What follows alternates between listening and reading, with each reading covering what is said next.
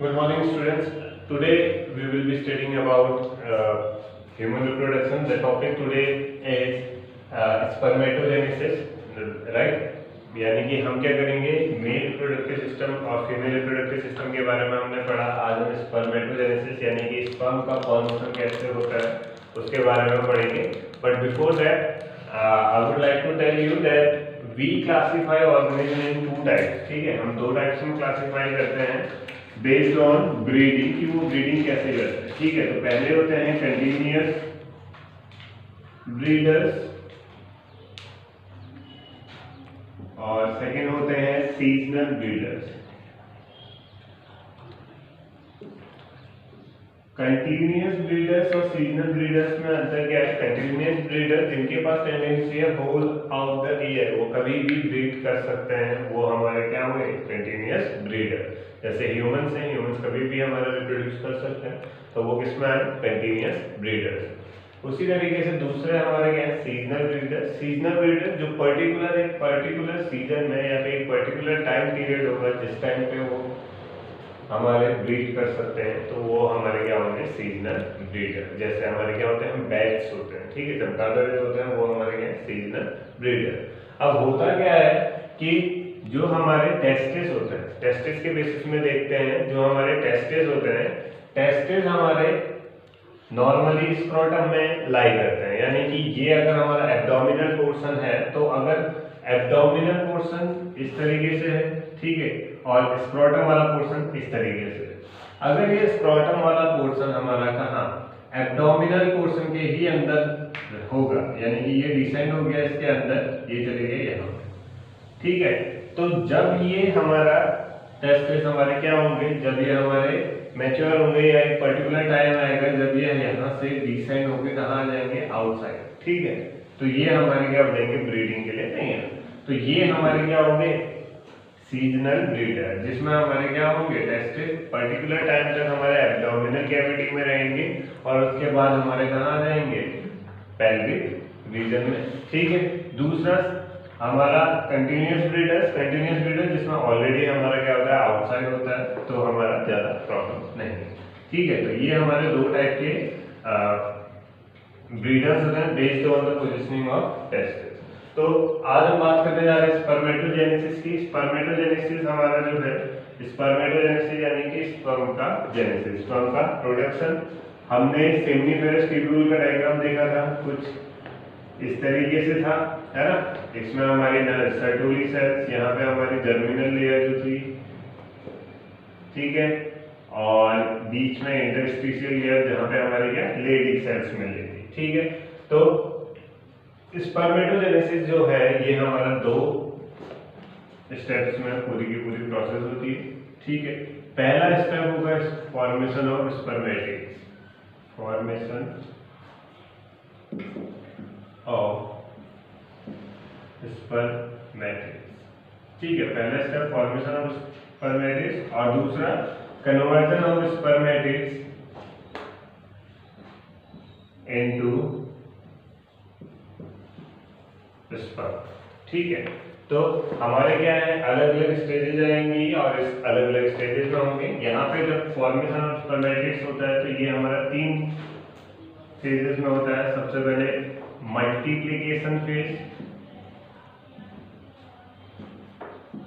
ठीक है, एक बार मल्टीप्लिकेशन होगा, पहले हमारे सेल्स क्या होंगे? मल्टीप्लाई होंगी।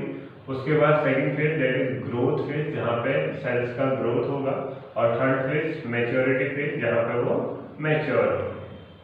ठीक है, तो ये 3 फेजेस में हमारा क्या होगा? स्पर्मेटिड्स का फॉर्मेशन होगा। तो यही चीज मैं ले रहा हूँ। ठीक है, तो ये मेरी क्या है? जर्मिनल लेयर है। ठीक है, इसमें हमारी क्या है? ये सेल्स हैं। ठीक है, ये सेल्स हैं, जर्मिनल सेल्स।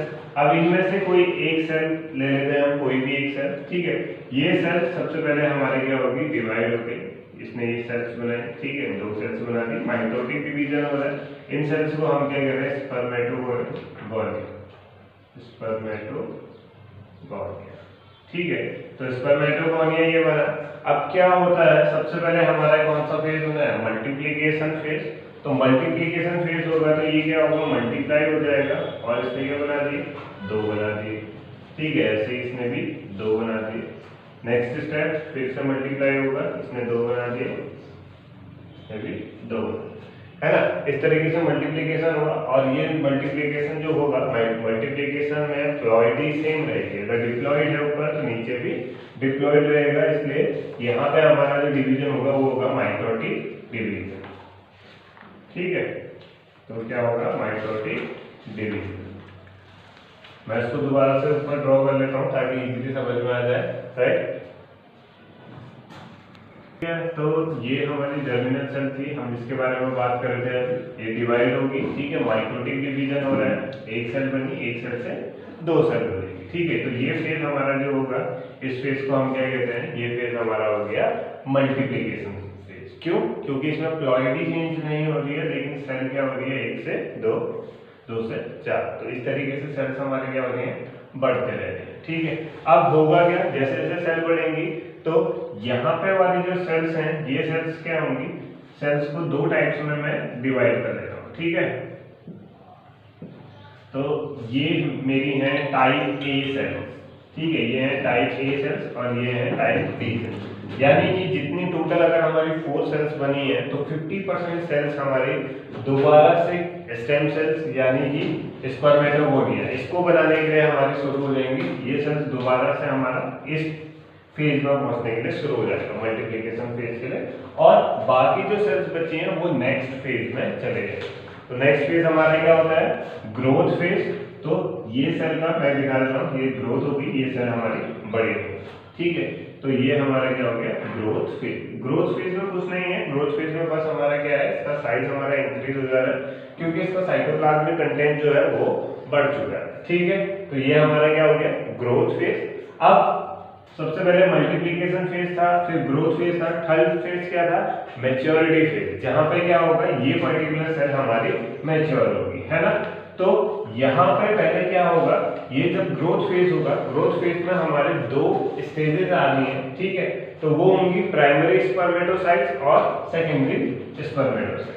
ठीक है, तो ये मैच्योर होगा। सबसे पहले ये सेल हमारे डिवाइड होके 2 सेल्स बनाएंगी। ठीक है, अब देखो जो ये सेल्स हैं, यहाँ पे डिवीजन कैसा है, माइटोटिक डिवीजन है, 2n से दिखा रहा हूँ। ठीक है, यहाँ पे जो डिवीजन होगा अब मैच्योरिटी फेज में, ये होगा मियोसिस। तो यहाँ पे मैंने क्या लिखा, n। तो जो फर्स्ट में सेल बनी है इसको मैं लिख देता हूँ प्राइमरी स्पर्मेटोसाइट। ठीक है, तो सबसे पहले क्या बनेगा, प्राइमरी स्पर्मेटोसाइट। और उसके बाद जब फर्दर डिवीजन होगा, और ये क्या है, मायोसिस की जो प्रोसेस है 2 स्टेजेस में होती है, मायोसिस 1 और मियोसिस 2। तो यहाँ पे मियोसिस 2 हो रहा है और यहाँ पे 2 से। तो ये हमारी क्या बनेगी, सेकेंडरी स्पर्मेटोसाइट। ठीक है, तो ये हमारा क्या होगा, सेकेंडरी स्पर्मेटोसाइट। एक बार सेकेंडरी स्पर्मेटोसाइट बन गया, अब नेक्स्ट चीज क्या होगी, मैच्योरिटी, जहाँ पे हमारा है। तो सेकेंडरी स्पर्मेटोसाइट जो है, ये स्पर्मेटोसाइट हमारा कन्वर्ट होगा किसमें, स्पर्मेटोजोआ। ठीक है, जो हमारा स्पर्मेटिक्स,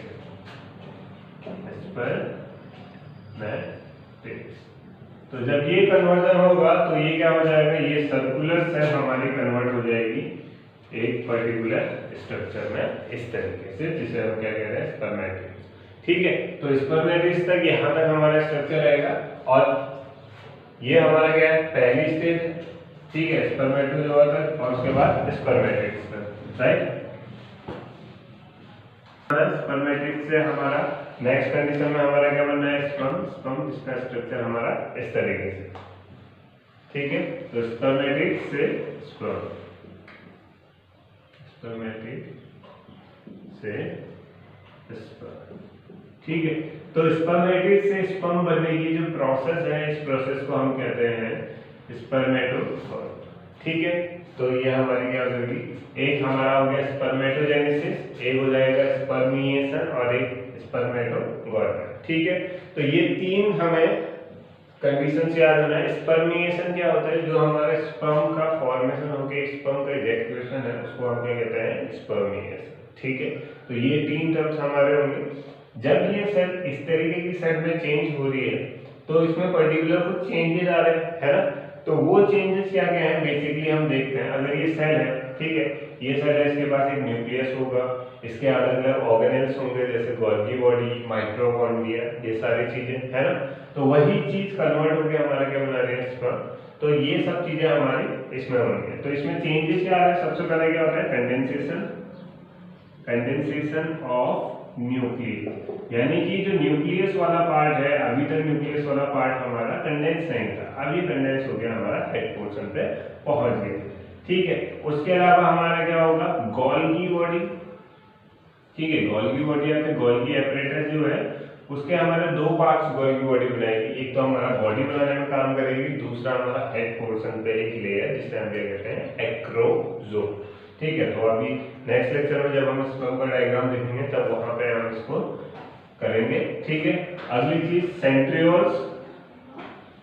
सेंट्रियोल्स क्या होते हैं, पर्टिकुलर हमारे बॉडी के फिक्सेशन के लिए सेंट्रियोल्स होते हैं। तो दो सेंट्रियोल्स यहाँ पे होंगे, प्रॉक्सिमल और डिस्टल, और वो हमारा कुछ पर्टिकुलर चीज के लिए एसोसिएट होंगे, ठीक है। तो इसके अलावा हमारा क्या माइटोकॉन्ड्रिया, जो हमारा क्या करता है स्पर्म को स्पीड प्रोवाइड करने के लिए हमारा एक स्पाइरल फॉर्म में यहाँ पे अरेंज होता है। तो ये सारे के सारे डिटेल्स हमारे इसमें है। तो हमने स्पर्मेटोजेनेसिस, स्पर्मिएशन और स्पर्मेटोगोनी, ये तीन टर्म्स यहाँ पे याद रखने हैं, और इन तीनों टर्म्स के बीच का डिफरेंस हमें पता होना चाहिए। स्पर्मेटोजेनेसिस पूरी प्रोसेस को, स्पर्मेटोगोनेसिस हमारा जब हमारा स्पर्मेटिक से स्पर्म बनेगा, और स्पर्मिएशन जहाँ पे हमारा स्पर्म का इजेक्शन होगा, ठीक है। तो ये तीन टर्म्स यहाँ पे। Thank you for watching.